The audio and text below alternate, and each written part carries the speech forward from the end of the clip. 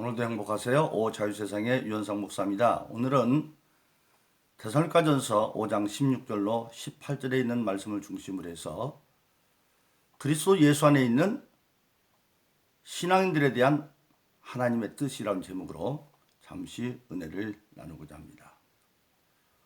오늘 모든 저와 여러분들, 예수 믿는 모든 신앙인들은 누구를 막론하고 하나님 앞에 소망을 두고 믿음으로 그 소망을 이루어서 하는 존재들입니다. 그래서 히브리서 11장 1절로 2절은 믿음은 바라는 것들의 실상이요 보이지 않는 것의 증거다. 즉 우리 믿음은 어디에 있느냐? 하나님 앞에 바라는 것을 가지고 있고 그것이 마침내 그 바라는 것을 이룰 수 있는 성경에 계시한 믿음의 방법대로 살다 보면 그것이 우리 생활 가운데 눈에 보이는 실제 실상으로 나타나게 되어진다. 그리고 어떤 사람이 신앙생활을 할 때 그 사람의 믿음이 얼마나 있는지 모르지만 그러나 그 믿음이 어떻게 나타나느냐? 증거로 나타나서 눈에 보이는 증거로 나타난다. 그래서 우리 모든 신앙인들은 하나님 앞에 소망을 두고 그 소망을 이루기 위한 믿음의 길을 감으로 실질적으로 우리가 금세에서 이룰 것은 금세에서 이루고 내세에서 이룰 내세에 이룰 수 있는 그러한 믿음으로 말미암아 소망을 이루어가는 그러한 존재들입니다. 그런데 그러한 믿음의 소망을 이루기 위해서 기본적으로 중요한 게 바로 뭐냐면 예수님 일찍이 마태복음 6장 33절에서 먼저 그 나라와 그 일을 구하라.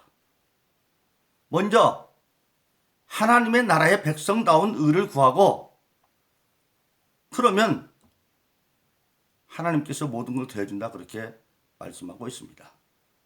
그런데 그 가운데서 오늘 본문 데살로니가전서 5장 16절 18절은 우리 모든 신앙인들이 지켜야 할 3대 실천 강목이라고 하는 하나님께서 권면하면서 명령으로 주어진 세 가지 사항입니다. 그래서 16절에서는 항상 기뻐하라 명령입니다. 17절에서는 쉬지 말고 기도하라 명령입니다. 18절에서는 범사에 감사하라. 그래서 하나님께서 예수 안에 있는 모든 자들에게 반드시 예수 믿는 사람들은 이 3대 사항은 실천 강목으로 꼭 해야 된다 그렇게 명령하고 있습니다.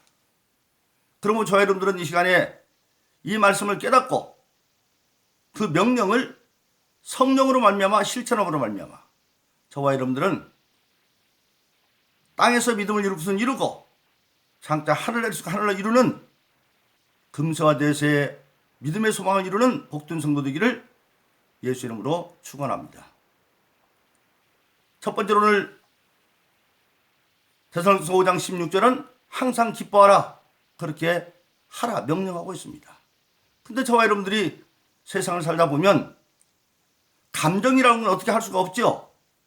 살다 보면 기쁜 일만 있습니까? 슬픈 일도 있고 고통스러운 일도 있고 힘든 일도 있고 어려운 일도 있고 여러 가지 있습니다. 그런데 불구하고 오늘 본문의 말씀은 감정을 초월해서 기뻐하라는 겁니다. 근데 우리 인간은 기뻐하는 게 아니죠. 우리의 마음이 그것에 동의가 돼야 돼요. 그래서 우리 신앙인은 항상 중요한 게 맨 먼저가 마음이죠.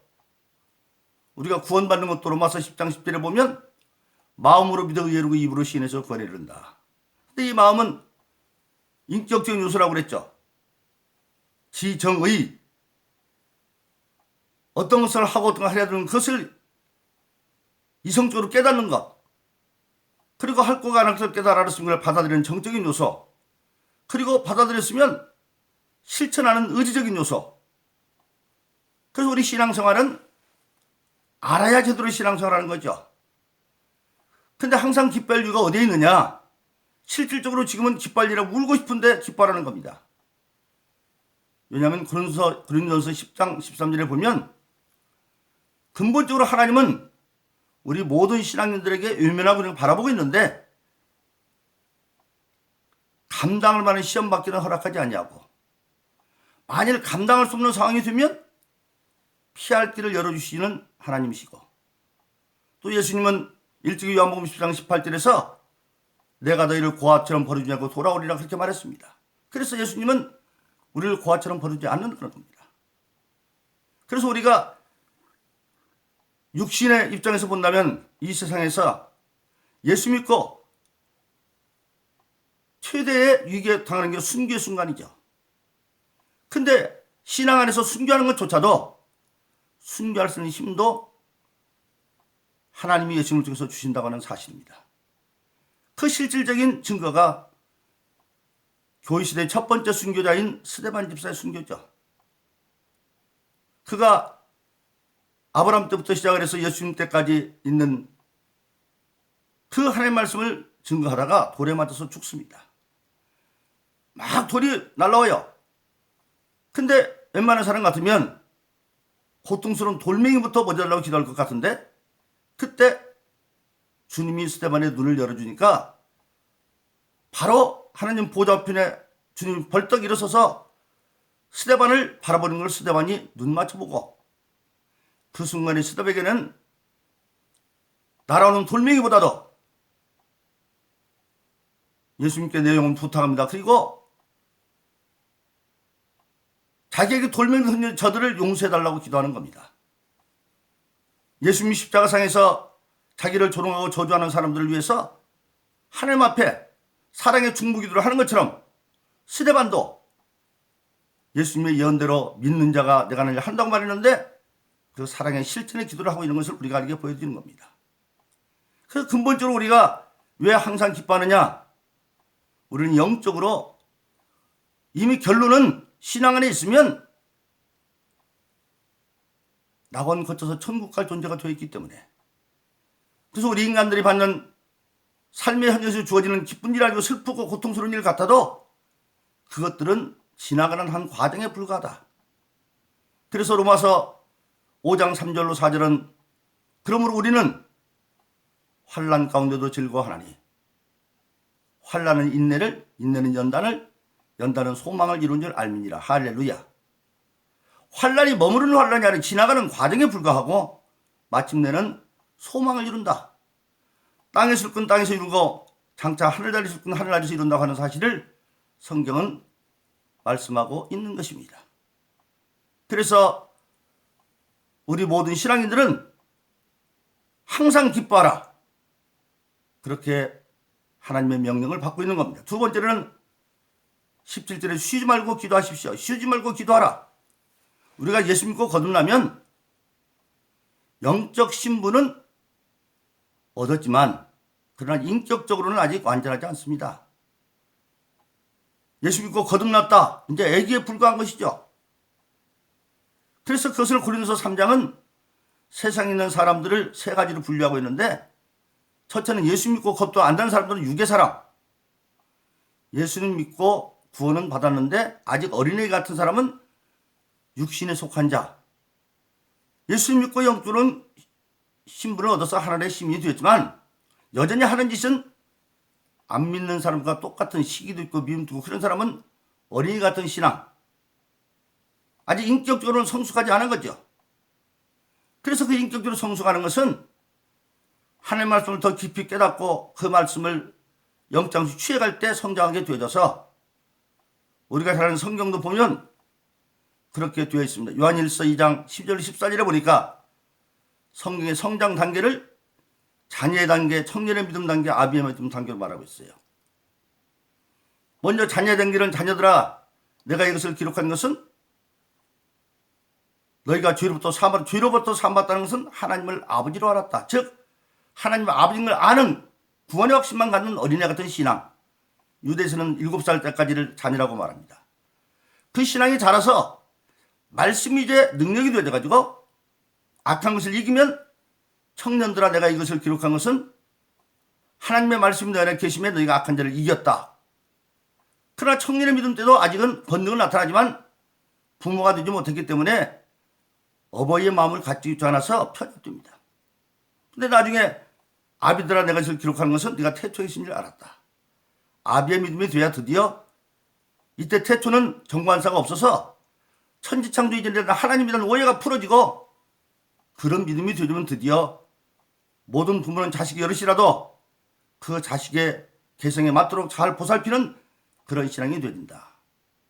그래서 우리가 왜 쉬지 말고 기도해야 되느냐? 사람들은 종종 그렇게 말하죠. 기도는 신앙인의 영적 호흡이다. 육신의 삶도 숨쉬면 죽죠. 신앙생활하는 사람이 기도를 쉬면 호흡이 멎으니까 영적 상태가 죽어버리는 겁니다. 그렇게 되면 신앙이 실천력이 없어져서 야고보서 2장에 있는 것처럼 행함이 없는 믿음은 죽은 믿음이다. 영혼이 없는 몸이 죽음같이 행함이 없는 믿음은 죽은 것이라고 말씀하고 있습니다. 그래서 우리는 왜 쉬지 말고 기도해야 되느냐? 에베소 6장 18절도 우리가 악한 날 마귀와 대적하며 하나님의 전신을 쥐고 싸워 승리하게 되는데, 그런데 그게 마지막은 성령 안에서 수시로 기도하십시오. 일상의 삶을 통해서 성령께서 그게 죄라고 깨닫게 하시면 빨리 그 순간에 요한일서 1장 9절에 있는 것처럼 그는 믿고 있으사 자기 죄를 자백하면 모든 일을 사고보는 깨끗게 한다는 그 말씀을 믿고 기도함으로 우리가 죄로부터 깨끗함을 잊고, 그리고 우리는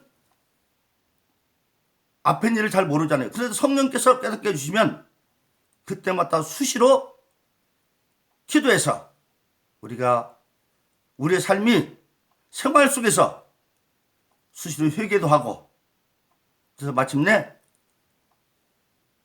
성령 안에서 기도함으로 쉬지 말고 기도해서 살아 움직이는 실천적인 믿음, 믿음은 행함께 일하고 행함으로 온전인다는 야고보서 2장에 있는 말씀처럼, 그래서 쉬지 말고 기도하라 그렇게 말하고 있습니다. 그리고 세 번째는 18절에 범사에 감사하십시오. 우리가 사는 세상에 어떻게 감사할 조건만 있습니까? 어렵고 힘들 때가 더 많죠. 실질적으로 이 데살로니가 교인들이 그 당시에 그랬어요.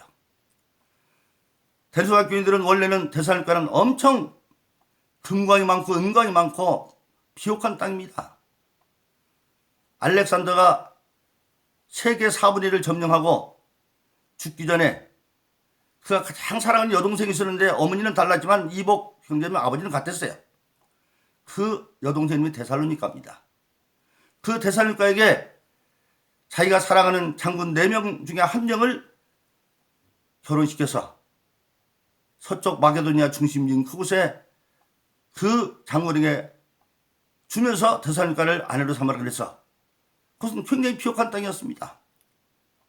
그러나 로마가 그곳을 점령하고 보니까 데살로니가 사람들이 너무나 부자서 안 되겠어요. 땅만 품을 것 같아. 반역할 것. 그래서 강제적으로 법으로 있는 모든 금광을 다 국유화해버리고 온갖 가지 정적인 핍박을 당해서 도저히 살 수 없는 지경까지 이르렀는데, 그런 자리에 바울과 실라 디모데에 가서 3주 동안 부흥하고 거기서 예수님을 믿고 환난 가운데 오되 그들은 오늘 말하면 이민갈 보따리를 풀어버리고 이민 가지 않아도 로마의 핍박을 이길 수 있는 축복의 근을 발견한 겁니다. 그래서 성경 중에서 가장 어려운 환경 속에서 크게 축복받은 교회가 바로 이 데살로니가 교회예요. 그게 바로 고린도서 8장과 9절에 나타났는데, 그런 가운데서 어려운 가운데 감사하고 하나님은 그들에게 어려움을 이기는 축복의 물질의 비결을 주어서 고린도서 8장 9절에 보면 첫째, 그들은 모든 물질을 2가지로 깨달았어요. 먹을 양식이 있고 심을 씨가 있다. 그래서 하나님 앞에 헌금하는 게 심는 농사 짓는 법인 줄 알아서 많이 심는 건 많이 심고 적게는 적게 알아서 오히려 사도들에게 가서 자원해가지고 더 많이 심어가지고 나중에는 그 집에서 가장 부유한 교회에 되어서 교회들은 가난한 자를 돌 뿐만 아니라 넉넉하게 헌금할 수 있는 그런 부유한 교회가 되어지고, 우리 모든 예수 믿는 사람들이 물질의 부유를 확증받은 바로 그냥 고린도후서 8장 9절이 그들에게서 증거되는 겁니다. 예수 그리스도를 알거니와 부유하신 자로 가난한 것은 그의 가난함을 인하여 너희를 부유케 하려 하십니다. 그렇게 말씀하고 있는 겁니다. 그래서 예수 믿는 모든 사람들은 과정 속에서는 오히려 감수할 수 없는 그런 어려움과 핍박에 다녀올 수 있어요. 그러나 그때 우리는 알아야 됩니다. 많은 사람들이 축복은 고난의 옷을 입고 찾아온다고도 말하지요. 그래서 바울 사도는 일찍이 고린도서 8장에서 고백을 합니다. 뭐라고 말합니까? 지금 우리가 받는 현재의 고난과 장차 받을 영광은 비교할 수가 없다. 그래서 로마서 8장 18절에서 그렇게 고백을 합니다. 현재 받는 고난과 장차 받을 영광은 비교할 수가 없다.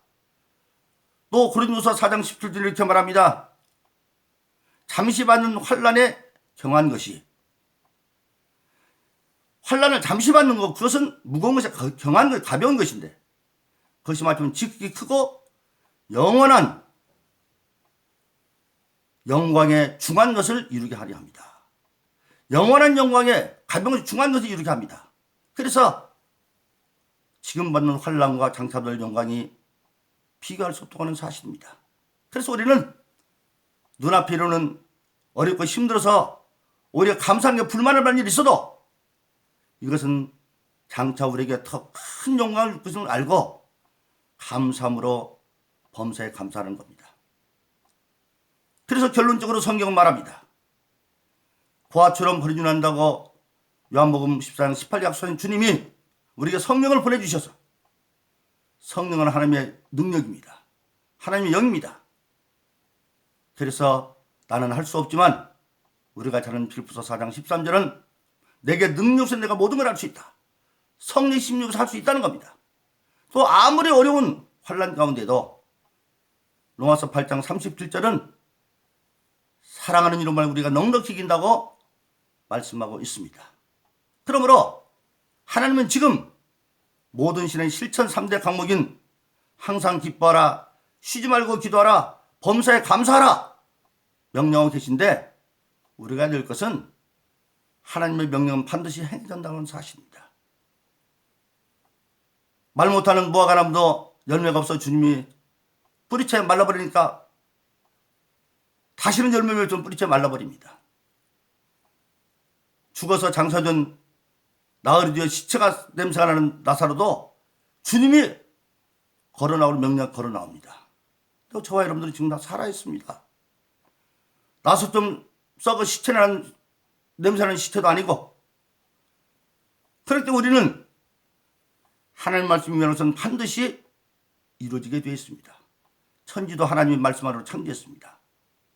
그럼 우리는 하나님 명령하시면 명령하시면 끝나는 시간 그러면 이루어질 수 있는 능력도 우리에게 주시는데 그것이 바로 성령입니다.